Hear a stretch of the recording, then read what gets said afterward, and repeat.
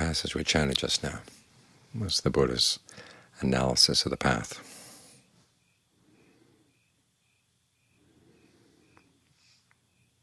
And it forms the framework for all of his teachings. It was the first topic he mentioned in his first sermon, and the last topic he mentioned in his last.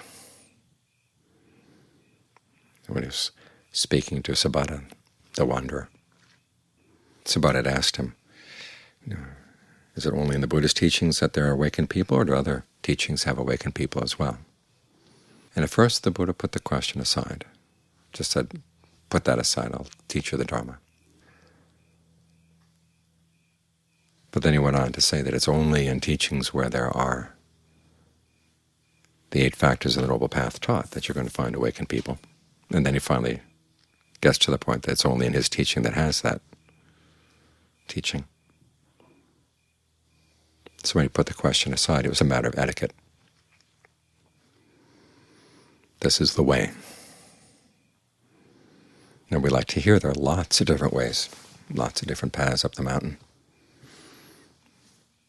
that all get to the top. But if you've ever been on a mountain, you know that not all the trails lead there. Some of them wander off someplace else.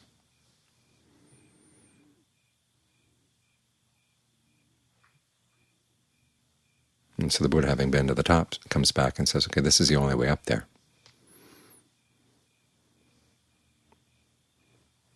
You want to give his words some credence. In fact, he says that one of the signs of someone who has actually attained the first level of awakening is that they realize there is no other path. This is it.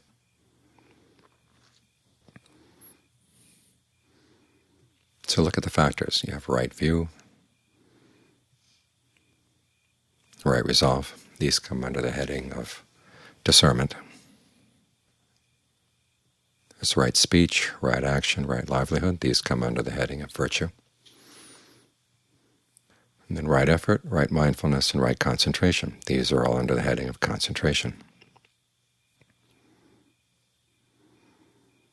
And it's important in each case to remember that each of these factors is part of a path. It's meant to go someplace. So the purpose is strategic. It's not like we practice the path for the sake of arriving at right view.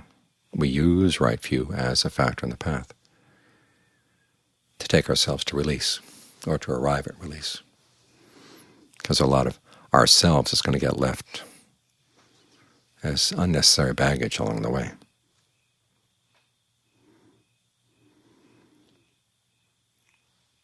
So right view starts with conviction in the principle of action, that your actions really are important, and they do make a difference, that by acting on skillful intentions, you're going to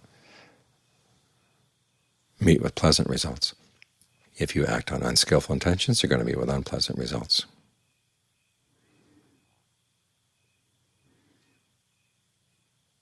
The Buddha has to start here because there are a lot of teachings in his time which denied the role of action. Some said that action was actually illusory, and others said, well, there may be actions, but it doesn't really have any effect on anything. And others said that whatever you do is already predetermined, so you really have no choice. If you're looking for a path of practice that leads to the end of suffering, you can't adopt any of those ideas, because it would make the whole idea of a path meaningless. The whole idea that any effort you could make would become meaningless. So the Buddha never proved that things weren't determined by the past, but he said, if you really want to put in an effort to put an end to suffering, you've got to accept the idea that your actions really do have consequences. As we said the other day, some people like the idea of determinism. It lets them off the hook, as long as they're doing relatively well. But when they're suffering, if you gave them the choice, would you like the choice not to suffer? And they would probably say yes. At that point, they would like to have the power of choice. I think it's not just the power of choice. You have to have the skills that go along with it. That's what the rest of the path is about. You're developing these skills. First with right resolve. realizing that unskillful actions are going to cause trouble. You resolve not to get tied up in sensuality, in ill will, and in harmfulness, because you know these things are going to take you down the wrong path, take you down the path to suffering. And then you look at your actual actions. This is where right speech, right action, or right livelihood come in. To what extent do your words and your deeds and your livelihood actually cause harm to other people? To what extent do they cause harm to yourself? And the Buddha has you use this reflection as a way of developing honesty. For him, the prime virtue is the virtue of truthfulness. And if you can't admit to yourself that the things you say are causing harm, or the things you do are causing harm, or the way you gain your livelihood is causing harm, there are going to be huge blind spots in your mind.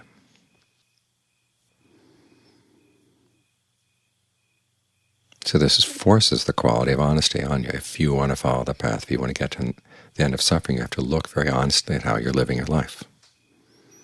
Make changes in cases where you're causing trouble.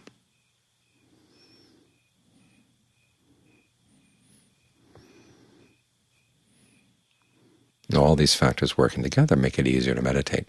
Notice that effort and mindfulness and concentration all come under that heading of concentration. The Buddha never talked about mindfulness as one kind of practice and concentration as something else. I was reading someone saying one time, well, these are two different factors in the path, therefore they must be very different. Otherwise the Buddha wouldn't have singled them out as being different factors. The problem is that people make them so different that they become antithetical.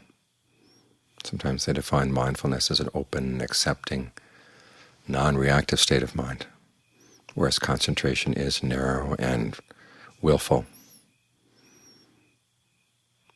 And it's hard to see how the two could go together.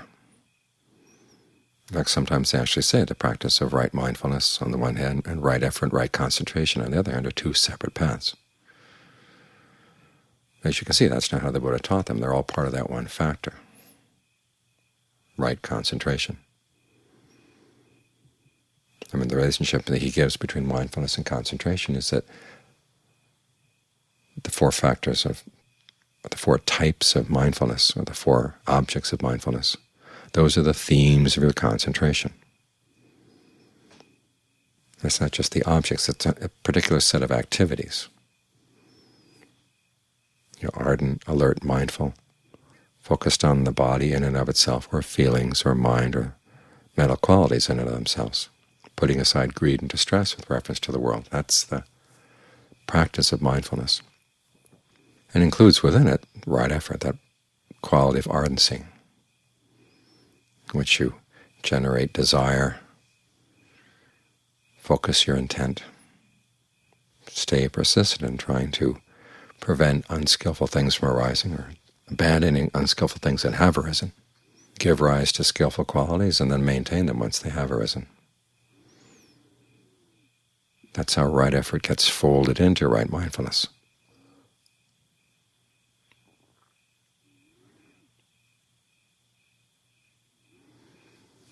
And then your ability to stay with that until the mind settles down. It's able to abandon all unskillful mental qualities, all thoughts of sensuality. And sensuality here doesn't mean the objects of your desire. It means the actual desires themselves. You're focused on sensual desires. That's our problem in the mind. We really like fantasizing about sensual pleasures. And so if you're mindful enough to abandon that, then it allows the mind to go into stronger states of concentration, where you really do stay focused just on the topic of your object of mindfulness, the activity of mindfulness. Say, focused on the breath, working with the breath in various ways to make it a good place to stay. Then you get really absorbed in that. This takes you all the way through the different levels of jhana. Those are the factors of the path. That's basically the main framework for what we're doing here.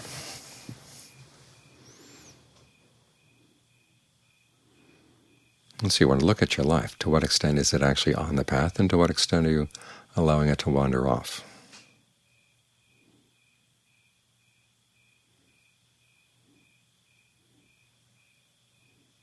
What qualities need to be developed? What qualities need to be abandoned? This, the Buddha said, is part of what he calls the customs of the noble ones, or the kind of the values of the noble ones, is that you learn how to delight in abandoning whatever you have to abandon, and in delight in developing whatever needs to be developed. The path does involve a fair amount of abandoning. The right resolve involves abandoning right speech, right action, right livelihood. Right effort involves abandoning unskillful things. Right mindfulness involves abandoning greed and distress with reference to the world. And things you develop tend to be right view and right concentration.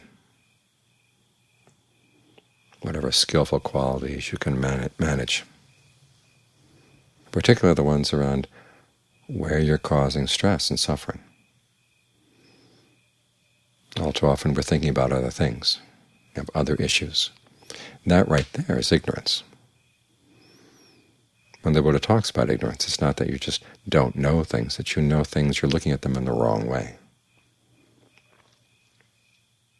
And because you're looking at them in the wrong way, they make you do the wrong things. You've got to develop the Buddha's sense of priorities. The big problem in life is that you're causing suffering, even though you don't want to. And all too often you're causing suffering in areas that you would rather deny. That's why the quality of honesty and truthfulness is so important, that you actually look at your actual actions and you look at the actual results. And you learn to be sensitive. What kind of stress are you creating? This is one of the reasons why we try to get the mind into concentration, is so that your sensitivity as to what counts as stress gets heightened. And the things you just accepted as normal before, you begin to realize this really is a burden on the mind. That sensing that burden and sensing that it's not necessary, that's how you begin to gain some freedom.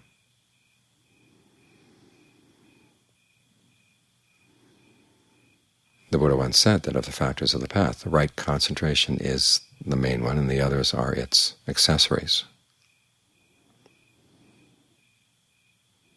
This is the one where you have to work the most to get the mind to stay with its one object,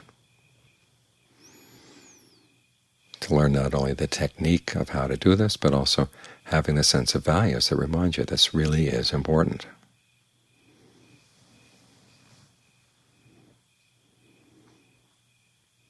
Because without the skill, you miss everything else. You can know about all the other factors of the path. I was reading a book recently by a professor of Buddhist studies, and it was amazing. Here was someone who had given his whole life to studying the Pali Canon. And the whole thing was very wrong-headed. He could quote all the passages, but he just totally missed the point. So it's not just a matter of knowing the factors. The Buddha talks about the different levels of discernment. There's the discernment that comes from listening or reading, and the discernment that comes from thinking things through. And although it's important to have those levels of discernment, the really important one is the discernment that comes from actually developing skillful qualities in the mind. That's when you get hands-on practice. And the teachings really do work on your mind. As you work on the factors of the path, they do their work on your mind. The mind becomes more sensitive, more alert to what it's doing.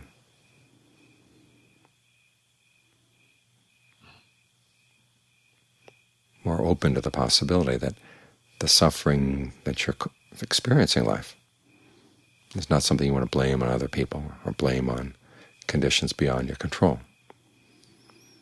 The essential suffering that's weighing down the mind is something that you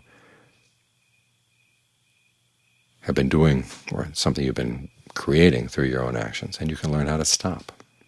Because that's what abandoning means, is you realize that there's something you've been doing over and over again, and you don't have to do it. And the way to get yourself not to do it is to see that it really is not worth doing. Whatever pleasure you get out of it is nothing compared to the pain that you're causing. You have to see that in action before you're really going to be able to drop that particular habit. And often the habits that we have to drop are the ones that we really, really like. And it's only by getting the mind a lot more sensitive that you're going to see through that liking. See through the blindness and the ignorance that underlies it. So that you'll be willing to let it go. So this is why we're sitting here with our eyes closed, focused on the breath. We're not off reading through the texts and trying to learn all we can about what the texts have to say. We're here looking at our own breath to see what our actions have to say, viewed from the point of a mind that is centered, still, clear, stable here in the present moment, that develops a more refined sense of where there's suffering, where it's coming from, so that once it really sees where it comes from, it can let go, it can stop.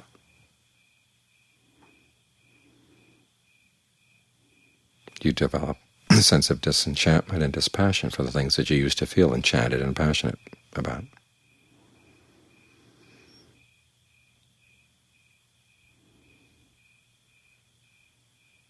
And when you have no more passion for them, they stop, and then their results stop as well. The things that used to weigh down the mind all go away. As the Buddha said, at that point they don't even leave a trace. They may have been weighing down your mind for who knows how long. But when they're gone, they don't leave any scars, they don't leave any marks.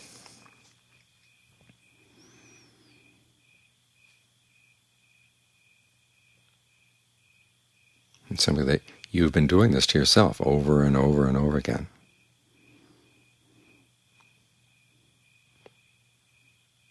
And you suddenly realize that you can stop, and you would prefer to stop. And that's it. The mind is freed. It's that freedom that the Buddha is aiming his teachings at. Everything else is a means in that direction. So try to make sure that you use the teachings for their intended purpose. That way you get the most out of them, and you fulfill the Buddha's intentions in teaching them to begin with.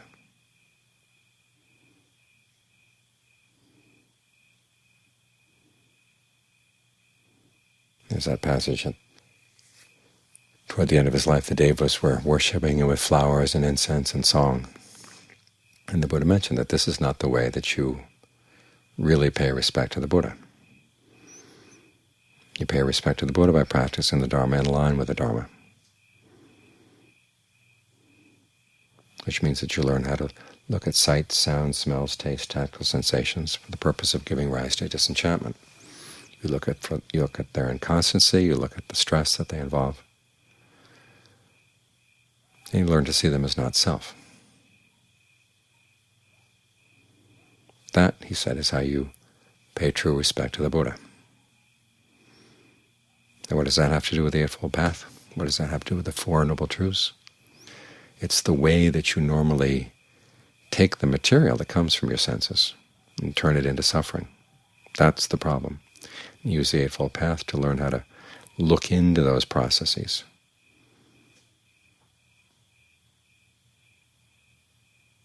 How you fashion the raw material from your senses into suffering, and how you can learn how to undo those habits.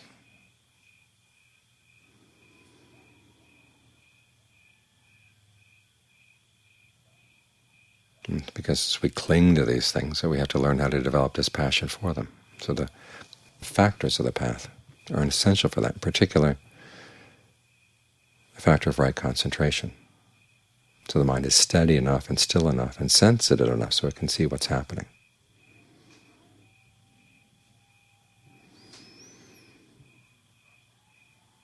So put a lot of work into the concentration. Many people want to say, well, how much concentration can I get away with? How little do I have to put into it?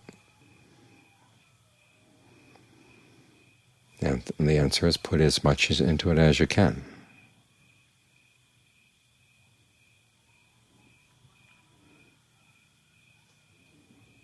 Because it's the right concentration that puts the mind in a position where it can really see. And it's from that position that it can use the other factors of the path. So they all come together, and you gain the release that the Buddha intended for you.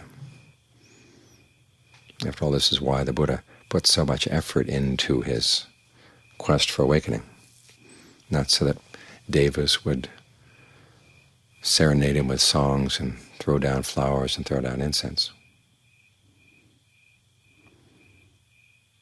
He wanted to find the skill that would put an end to suffering. He wanted to be able to share it with other people, and in such a way that other people would actually feel inspired to put it to use and gain the results.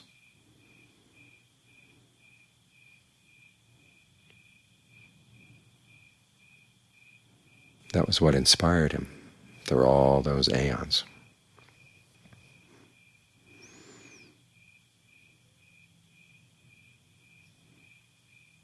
And so try to use that thought to inspire yourself as well.